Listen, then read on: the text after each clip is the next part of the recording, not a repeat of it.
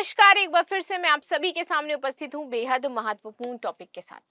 यहाँ पर बात है कि जो हरियाणा की विधानसभा है वो भंग हो गई है और स्वतंत्र भारत में पहली बार ऐसा हुआ है कि 52 दिन से पहले कोई विधानसभा भंग कर दी गई। आखिर इसके पीछे के कारण क्या थे? क्या सरकार के पास कोई दूसरा उपाय नहीं था कि वो विधानसभा ना भंग करे, और ऐसा क्यों हुआ? इन सारे मुद्दों पर हम बात करेंगे। साथ ही साथ क्या कॉन्स्टिट्यूशन में हमारे कहा गया है किस आर्टिकल के तहत यहाँ पर विधानसभा को भंग किया जा सकता है, या फिर इसके क्या प्रावधान है, इन सारी चीजों को समझते हुए हम आगे बढ़ेंगे। मेरा नाम है प्राची मिश्रा और संस्कृति आईएएस के इस प्लेटफॉर्म पर आप सभी का स्वागत है। चलिए अब इसको डिटेल में जान लेते हैं कि क्या इसमें इंपॉर्टेंट पॉइंट्स थे, लेकिन इससे पहले आप सभी के लिए एक सूचना भी है कि हिंदी दिवस के अवसर पर संस्कृति आईएएस आप सभी के लिए 75% का डिस्काउंट लेकर के आया है। यहाँ पर 13 से 16 सितंबर तक आपको ये डिस्काउंट मिलने वाला है। इसके तहत आपको सभी online live, pen drive, test series, DLP courses पर ये छूट मिलेगी। इसके तहत आप ये सारे कोर्सेज ले सकते हो। अधिक जानकारी के लिए हमारे पास नंबर है 9555124124, इस पर कॉन्टेक्ट कर सकते हो। चलो आगे आ जाते हैं इस न्यूज पर। हरियाणा विधानसभा 52 दिन से पहले भंग। देश में संवैधानिक संकट का ऐसा पहला मामला आया है 1947 के बाद, जब से भारत स्वतंत्र हुआ है। आप समझते हैं भाई कि ये ऐसा क्यों हुआ? सिर्फ 5 पॉइंट्स में हम जानने की कोशिश करेंगे, ऐसा न्यूज़पेपर ने कहा है, लेकिन हम भी इसको वैसे ही समझेंगे। चलिए चर्चा में क्यों है, तो हरियाणा के हैं राज्यपाल बंडारू दत्तात्रेय। ठीक है, इन्होंने प्रदेश की जो विधानसभा है वो भंग कर दी है। राज्य की भाजपा सरकार की सिफारिश पर गवर्नर ने इसका जो नोटिफिकेशन है वो जारी किया था।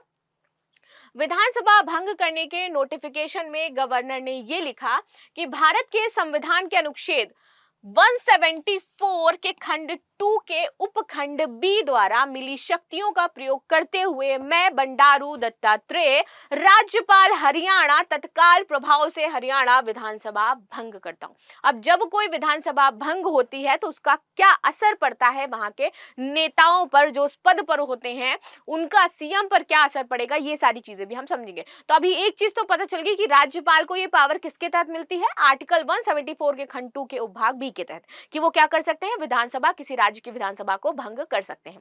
चलो आगे आ जाते हैं। सीएम नायाब सिंह सैनी की अगुवाई वाली कैबिनेट ने बुधवार को ही विधानसभा भंग करने के प्रस्ताव को मंजूरी दी थी। गवर्नर के मुताबिक अगली सरकार का गठन होने तक नायाब सैनी कार्यवाह मुख्यमंत्री बने रहेंगे। इनके पास बहुत ज्यादा पावर्स नहीं होंगी, लेकिन ये सिर्फ कार्यवाह मुख्यमंत्री रहेंगे। चेंजमेंट्स क्या होंगे आगे देख लेते हैं।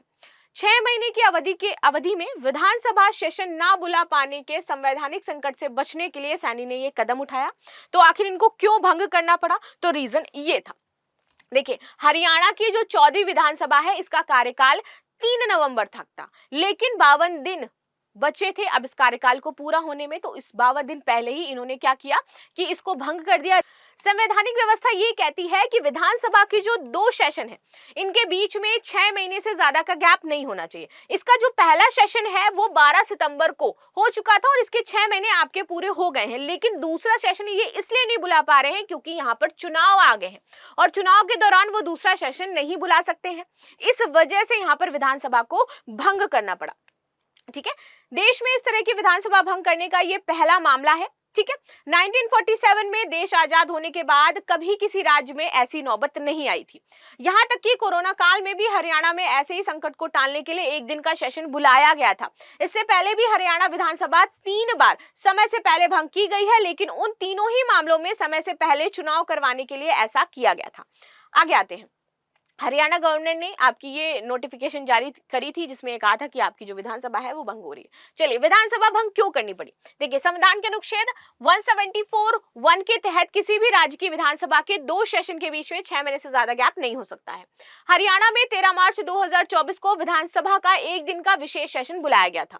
सीएम नायाब सैनी ने बहुमत साबित किया यहाँ पर। इसके बाद 6 महीने के भीतर यानी कि 12 सितंबर तक हर हाल में दूसरा सेशन बुलाया जाना अनिवार्य था, लेकिन सैनी गवर्नमेंट ऐसा नहीं कर पाई। दूसरा, सरकार को सेशन क्यों नहीं बुलाया गया, मतलब सरकार ने सेशन आखिर क्यों नहीं बुलाया, इसके पीछे क्या रीजन था कि वो नहीं बुला सके? तो संवैधानिक बाध्यता के बावजूद सरकार सेशन नहीं बुला पाई क्योंकि 16 अगस्त 2024 को 15वीं विधानसभा के गठन के लिए चुनाव आचार संहिता आपकी लागू हो चुकी थी, इसलिए वो सेशन नहीं बुला पाए। सरकार को 17 अगस्त की जिस कैबिनेट मीटिंग में सेशन पर फैसला लेना था उससे एक दिन पहले उनकी क्या हो गई, आचार संहिता लागू हो गई। उसके बाद चुनावी गतिविधियां बढ़ गई और सेशन नहीं बुलाया जा सका। 90 सदस्यीय विधानसभा में 16 अगस्त तक आपके 81 विधायक मौजूद थे। भाजपा के पास बहुमत यानी 41 आंकड़ा पार करने लायक विधेयक थे, लेकिन बीच चुनाव में सेशन बुलाने की सूरत में अगर सदन में क्रॉस वोटिंग के चलते कोई प्रस्ताव गिर जाता तो सरकार को शर्मसार होने की नौबत आती और सरकार गिरने की नौबत आ जाती। तो ये नहीं चाहते थे कि सरकार गिरे, इसलिए उन्होंने क्या किया, इसको भंग कर दिया। इस फैसले का सीएम, मंत्रियों और विधायकों पर क्या असर पड़ेगा ये देख लेते हैं। सबका कार्यकाल अब यहां पर समाप्त तो समझा जाएगा कि सबने अपना सेशन पूरा कर लिया है। अब सभी पूर्व विधायक कहलाएंगे और उनकी सुविधाएं खत्म कर दी जाएंगी। नायाब सिंह सैनी बतौर कार्यवाहक सीएम और उनके मंत्री कार्यवाहक के तौर पर काम करते रहेंगे, लेकिन कोई नीतिगत फैसला ये नहीं लेंगे। हालांकि कोई महामारी, प्राकृतिक आपदा या फिर असुरक्षा जैसा मामला आता है तो ये राज्य कैबिनेट जरूरी फैसला लेने में सक्षम होगी। दैट्स इट, बाकी और कोई स्पेशल पावर नहीं है। चलो, हरियाणा में पहले कब कब भी ऐसा हुआ है तो देख लेते हैं। 3 बार ऐसा हो चुका है। साल 1972 में जब थे आपके चौधरी बंसी लाल जी, तो इन्होंने भी 1 साल पहले ही चुनाव भंग कर दिए थे और विधानसभा चुनाव करवा दिए थे। ठीक है, 1999 की बात करते हैं। ओम प्रकाश चौटाला जी थे। भाजपा के तत्कालीन मुख्यमंत्री बंसी लाल की हविपा सरकार से समर्थन वापस ले लिया था, जिसके बाद हविपा के 12 विधायक हरियाणा लोकदल राष्ट्रीय जो पार्टी है इसमें शामिल हो गए थे। उस समय ओम प्रकाश चौटाला मुख्यमंत्री बन गए थे और तब हरियाणा लोकदल राष्ट्रीय की लहर चल रही थी।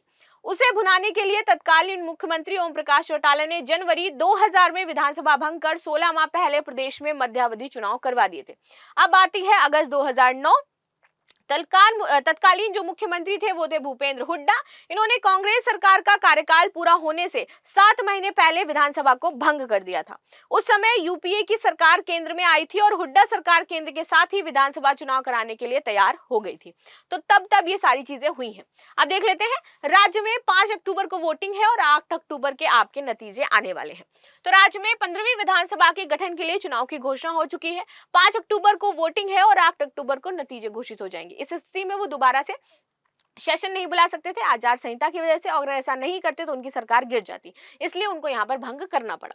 इसके बाद प्रदेश में नई सरकार का गठन होगा। तब तक नायाब सिंह सैनी कार्यवाहक सीएम के तौर पर यहाँ पर काम करते रहेंगे। तो ये सारा मामला था जो हमने समझा। अब मिलते हैं हम नेक्स्ट क्लास में, तब तक के लिए धन्यवाद। लाइक सब्सक्राइब करना बिल्कुल भी ना भूलें and thank you so much.